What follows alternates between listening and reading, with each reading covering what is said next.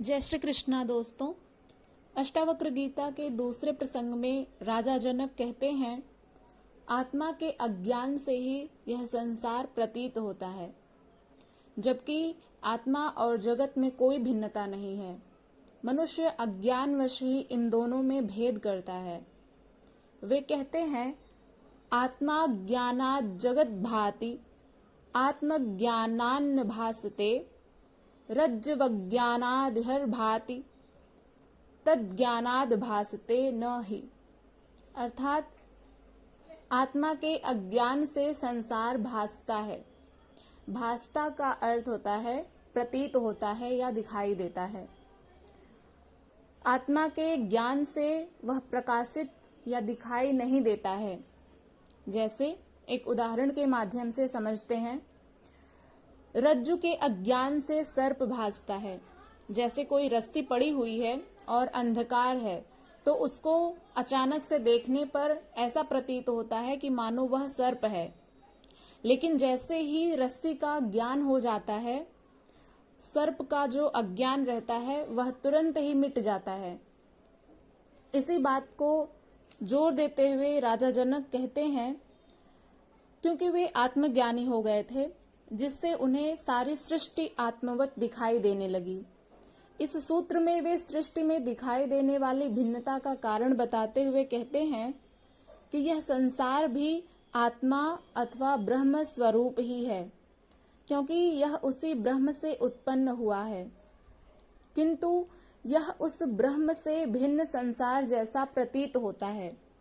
इसका कारण है कि व्यक्ति को उस आत्मा का ज्ञान नहीं होता है।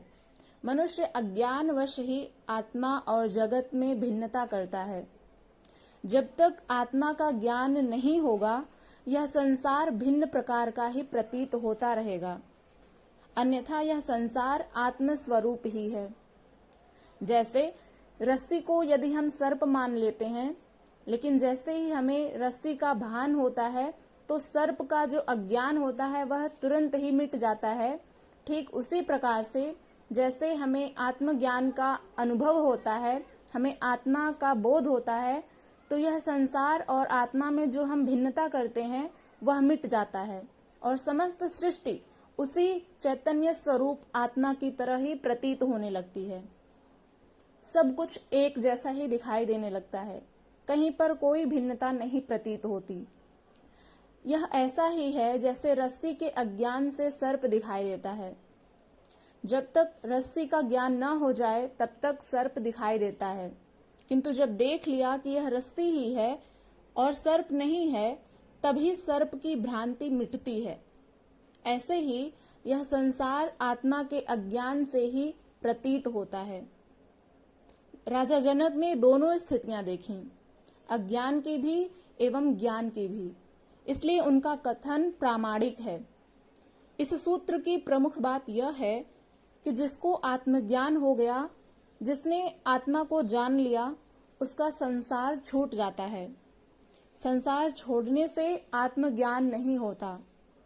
जो भ्रांत धारणाएं मनुष्य के मन में विद्यमान हैं कि संसार को छोड़ने से और यह माया है, यह संसार मिथ्या है, भ्रम है, असत्य है, इस प्रकार की जो भ्रांत धारणाएं मनुष्य के मस्तिष्क में विद्यमान होती हैं और वे यह सोचते हैं कि इन सब को छोड़ने से ही आत्मज्ञान प्राप्त होगा। इसी प्रकार से क्रोध, लोभ, मोह, वासना, आसक्ति को छोड़ो तो परमात्मा मिलेगा, यह भी भ्रांत धारणा ही है। ये सब कथन ज्ञानी के अनुभव से आए हैं। राजा जनक को दोनों ही भ्रांतियां जो थीं वे मिट गईं। जैसे मनुष्य के मन में जो ये भ्रांतियां होती हैं कि यह संसार अलग है और आत्मा अलग है, तो उन्होंने अपने अनुभव से बताया कि यह जगत और आत्मा एक ही हैं। ये ज्ञानी के अनुभव से ही आते हैं। अज्ञानी यदि इन्हें मानकर वैसा ही कर्म करेगा तो इससे भी उसका अहंकार बढ़ेगा, जिससे उसका पतन ही होगा। संसार लोभ, मोह, क्रोध आदि छोड़ने की अपेक्षा यदि उसकी वास्तविकता को अनुभव कर लिया जाए तो लाभ हो सकता है, अन्यथा नहीं। कहने का भाव यह है कि संसार में रहकर यदि उसका अनुभव प्राप्त हो गया तो वह अपने आप ही छूट जाएगा, उसे छोड़ना नहीं पड़ता। क्योंकि यहाँ पर सांसारिक मनुष्य जो हैं वे अपने आप को कर्ता मान लेते हैं, जबकि कर्तापन का अभाव ही आत्मज्ञान की पहली सीढ़ी होती है। जब हम स्वयं को कर्तापन से रहित मानते हैं और जो कुछ भी हो रहा है वह परमात्मा के ही कारण हो रहा है, वही इस समस्त सृष्टि को संचालित करते हैं, ऐसी जब धारणा हमारे मन में आ जाती है तो इन समस्त भाव विकारों को छोड़ना नहीं पड़ता, वे स्वतः ही छूट जाते हैं। जैसे जब हमने रस्सी को सर्प माना था तो उस रस्सी को सर्प मानने के बाद जब रस्सी का ज्ञान हो जाता है तो उसमें ये जो धारणाएं हैं कि यह संसार माया है, मिथ्या है, भ्रम है, असत्य है, ये जो तमाम भ्रांत धारणाएं होती हैं इनका कोई भी औचित्य नहीं रह जाता। जैसे ही रस्सी का बोध होता है वैसे ही सर्प का जो अज्ञान था, जो भ्रमवश प्रतीत हो रहा था, तो वह सभी धारणाएं जो भ्रांतियां थी वो मिट जाती हैं। कैसे? जैसे रस्सी का बोध हो जाता है तुरंत ही हमें यह प्रतीत हो जाता है कि यह रस्सी है, सर्प नहीं है। ठीक उसी प्रकार से जब मनुष्य को आत्मबोध हो जाता है तो इन धारणाओं को छोड़ने की आवश्यकता नहीं पड़ती है। लेकिन जब मनुष्य यह स्वयं को कर्ता मान लेता है और यह सोचता है कि इन तमाम धारणाओं को छोड़ने पर ही आत्मबोध होगा और इस सृष्टि को त्यागने पर ही परमात्मा मिलेंगे, तो ऐसा नहीं होता है। क्योंकि जब भी हमें कर्तापन की अनुभूति होती है तो उससे अहंकार बढ़ता है। इसलिए राजा जनक कहते हैं कि ये जो कर्तापन का भाव है इससे अहंकार ही बढ़ता है, जिससे मनुष्य का पतन ही होता है। इसलिए संसार में रहकर यदि इन तमाम धारणाओं का अनुभव प्राप्त हो जाए तो वह अपने आप ही छूट जाता है। इस संसार को छोड़ना नहीं पड़ता। यह संसार क ख ग सीखने की एक पाठशाला है। इसमें रहकर अंतःकरण की शुद्धि की जा सकती है, किंतु आत्मा को जानने की प्रक्रिया इससे भिन्न है।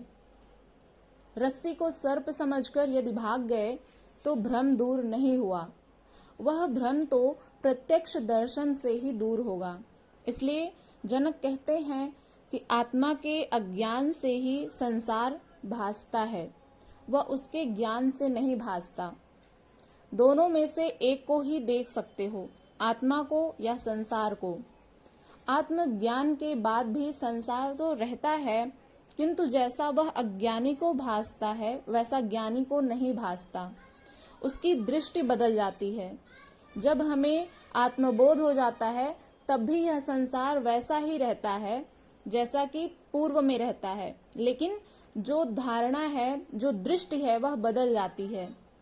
यह संसार वैसा ही रहता है, लेकिन ज्ञानी और अज्ञानी को इस संसार को देखने की जो दृष्टि है वह बदल जाती है। दोनों में बहुत अंतर होता है।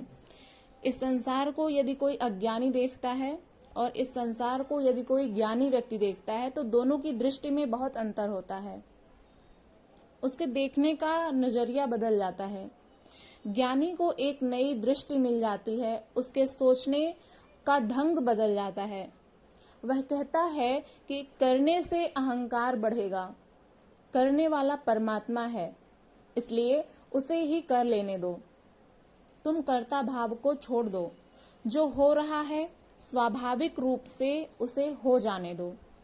तुम संकल्प लेकर कोई काम मत करो, सब कुछ स्वीकार कर लो। कर्ता नहीं, दृष्टा बन जाओ। सृष्टि का नियम है कि सब अपने आप हो रहा है।